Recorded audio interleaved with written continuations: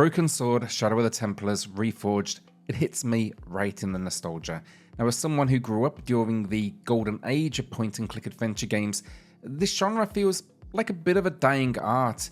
But Broken Sword has always been a top-tier entry in my book, right up there with Monkey Island and just behind my all-time favourite Grim Fandango. Basically, this remaster has a lot to live up to, so let's dive in and see if it still captures the magic. Now, before we do get into this, do me a favour, if you enjoy this video, subscribe, it helps out the channel a huge amount.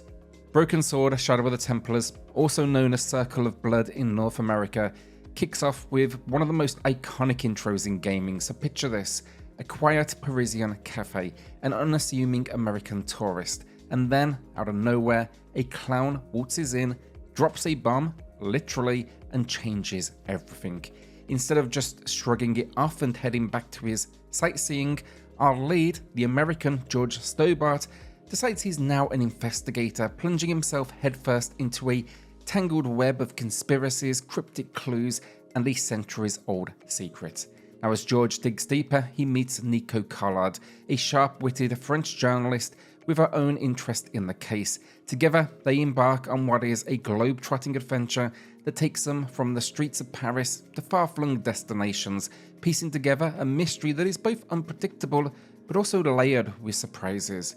And the writing here is just brilliant. It nails the balance between suspense and humour, with dialogue that's packed with wit and a cast of unforgettable characters who just keep things moving.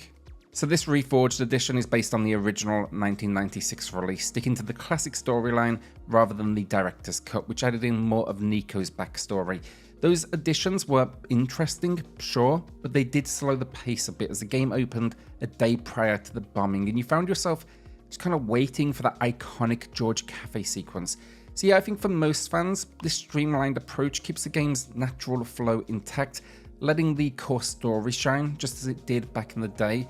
But yeah, look, all in all, Broken Sword is an absolute gem from a storytelling perspective. It is a masterclass in this area. In fact, it's blending mystery, humour, and memorable characters in a way that still holds up, just proving that some adventures truly are timeless. Given the genre, gameplay in Broken Sword Shadow of the Templars is relatively simple from control perspective. You control an on-screen cursor that will guide George's actions. That's basically as complex as it gets, whether it's examining an object, interacting with the environment, or accessing the inventory so you can, combine items, use them with the locations, etc.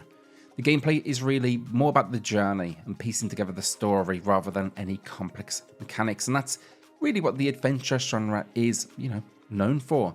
Fortunately as well, this cursor system, it translates smoothly to a controller setup. You simply select an area or object, and George from there will automatically make his way to your, chosen location. It very much keeps the focus on just exploration and puzzle solving. What it may lack in direct player involvement, however, Shadow of the Templars more than makes up for with its variety of locations and just well-crafted puzzles. Where Broken Sword actually kind of sets itself apart from other classics in the point-and-click genre is its approach to puzzles as well. They're not overly convoluted or frustrating. So for instance, think the infamous brain benders in Grim Fandango. These puzzles here, very much grounded. I'd actually argue that most players could work through the game without getting stuck for too long or needing some sort of, guide. It's a very smooth experience overall. And that's not to say it lacks classic adventure game challenge. You will still encounter memorable moments and puzzles like outwitting a stubborn goat or plotting a museum break-in. They're just a little bit, I guess, on the easier side. They are, however, at the same time, iconic and still extremely satisfying. For those still concerned, however, about the difficulty, the Reforged release has a range of options to make the experience more accessible. Right from the start, you can choose between two modes: Story mode, which provides helpful hints, and Classic mode for the purists.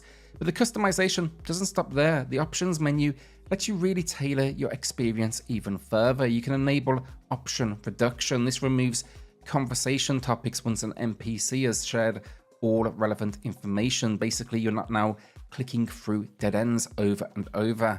There's also the option to turn on hints, either manual or automatic, with settings to adjust the frequency from rarely to often, and you can even set a timer for hints to appear every 30 seconds, 5 minutes or 1 hour.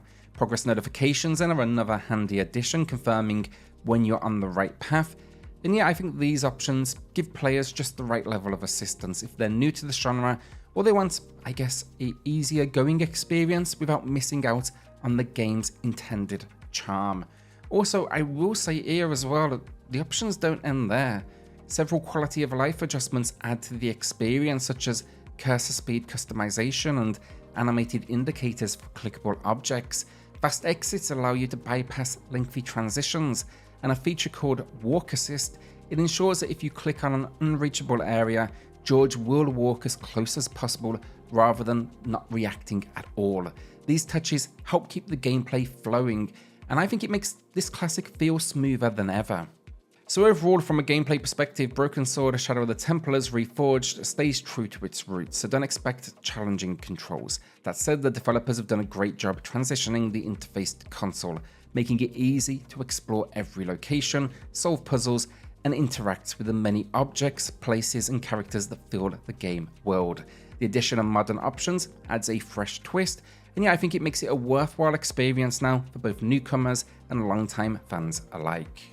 Visually, Broken Sword: Shadow of the Templars was a standout back in the 90s thanks to its incredible attention to detail in graphics, locations, and characters, even with the pixelation of that era. Now that charm very much remains in this release, with a refreshingly updated hand-drawn style that brings a new layer of, I guess, depth to each scene, or at least detail. Some locations, for example, like the opening streets of Paris, look absolutely stunning, and the cutscenes really well done as well. That said, I did notice during cutscenes the resolution dips just slightly for a few of these moments. It's not enough to detract from the experience, but you probably will pick up on it when it is occurring. From here then, the characters now have more expressive reactions, and spotting interactable objects feels so much easier, a welcome touch for the experience. That said, though, as someone that grew up on the original, I'd be lying if I didn't admit at times, just occasionally, I miss the old style, and I wondered how much did I really like this new one. But do not worry, purists. You can switch back to the classic visuals with a quick tap of the right stick. It lets you toggle between the two styles whenever nostalgia calls. There's even an option for a 16:10 aspect ratio in the menu, true to the original release, for those that want that full retro experience. Now, one thing to note, however, with the classic visuals is that the updated UI remains, so objects and menus, they have a sharper look compared to the original graphics. It's understandable why they kept it this way. It doesn't take away from the experience, but it definitely, I guess, kinda clashes. Overall though, like, realistically, this is frame for frame the same game we loved, just with the options for a modern twist, and that's really exactly what you want to see. From an audio perspective, the sound field in Broken Sword is impressive. It always has been, especially for its time. When a game is often static, with players piecing together clues at a slow pace, the audio needs to work harder to keep you engaged, and Broken Sword does just that. Expect immersive environmental sounds that flesh out each location, from the mechanical hums in a hospital to a particularly memorable and annoying sneezing man in a pub in Ireland. It just all adds a layer of life to the world, drawing you in.